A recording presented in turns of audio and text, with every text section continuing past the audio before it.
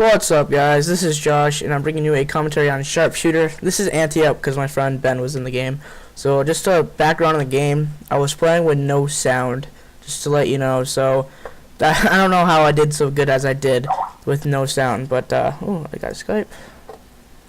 Alright, so yeah, my OptiLink cable fell out of my PVR from my Triton, so I really couldn't hear anything. So that's why if you see someone, hear someone shooting at me, I didn't turn around, was that because of that reason. So I basically all had my eyes. So anyway, so let's get on to the topic I want to be talking about as I go on my shotgun rampage. The subject is Ghost Pro and Ghost. A lot of commentaries in the past month have been talking about Ghost in general, thinking it's overpowered and everything, and I want to give you my 2 cents on it. Personally, I don't think it's overpowered at all. I think it's just fine. The main reason why they think it is because of corner camping, but really you're going to find campers in every single game. Call of Duty, Halo, Gears of War, any first-person shooter that's online, anything. Basically, there's going to be campers, so you really can't stop that for one.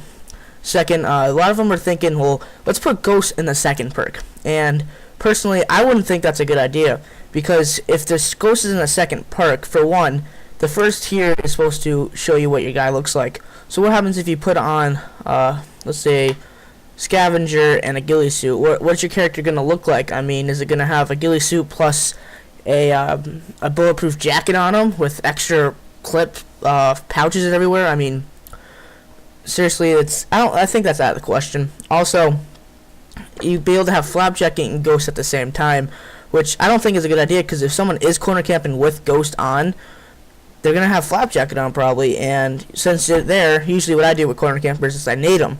Well, that's out of the question, because now they have flapjacket, plus they're unseen on the radar. So, Ghost in the second perk really is a no-no, technically, if you want to call it that. It's just, it'd be more overpowered in the sense that they think it's overpowered. Another one is to detune it, but really, what's there to detune on Ghost? I mean, regular Ghost just makes you unseen on radar. That's basically it.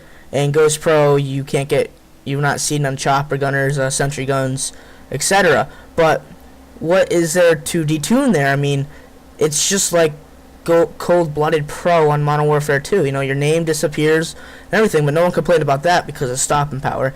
And that's a long debate right there with stopping power in the game and everything, how it would balance it all out, which it really wouldn't, but that's another talk, I guess. Maybe if it's at the end of this video. But if you detune it, what would you detune? I don't understand what you could detune in it, that if already there's nothing to really do to it. I mean, if I would fix Ghost, I technically really wouldn't fix Ghost. I use it myself, but not really a lot. I've been trying to use it lately just to get Ghost Pro, because I like to have all the pros. That's one of my things I need, you know, like one of my ticks. I need all the pros. I've been going for Ghost Pro, Hacker Pro, and all that crap. But I just personally think it's really fine how it is. I don't know, like, they haven't had any response to it. I mean, Blame Truth talked about it, thinking it's overpowered because you're stealthy. Well, you could be stealthy in COD 4, World at War, or Modern Warfare 2 with Cold-Blooded. Maybe you're just at a disadvantage because there's no stopping power.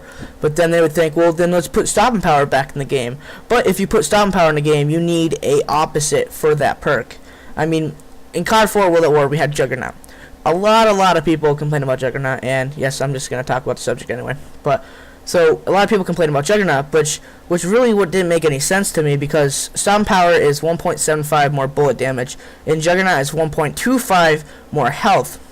And if you go to the DurankaXonda.com website, which is a official website for all damage points for Call of Duty and Battlefront and all that game, Medal of Honor, it says that they cancel each other out, which is really true. But the people are so used to a stopping power arrangement versus a stopping power arrangement, which takes, let's just say, 3 bullets. And say I had stopping power and you had Juggernaut, it would take 5 bullets. And they would think Juggernaut is overpowered for the sense that it takes more bullets. But in theory, that if they have Juggernaut, they don't have the extra bullet damage. They just have the extra health.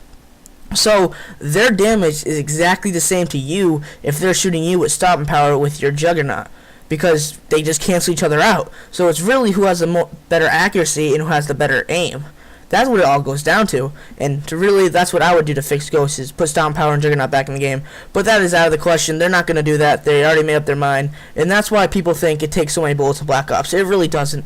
It's just like having lightweight, cold-blooded, etc. on Modern Warfare 2 and COD 4 and World at War. It's just so many people have used stopping power so much that they're so used to the 3-bullet kills on Modern Warfare 2 since they didn't have Juggernaut in that game. So technically, it's exactly the same damage rate. So this is the end of the game. I went 41-9 in a sharpshooter, which is, I went on a rampage. I hope my rubber didn't break, because I was raping everybody out there, if you know what I mean.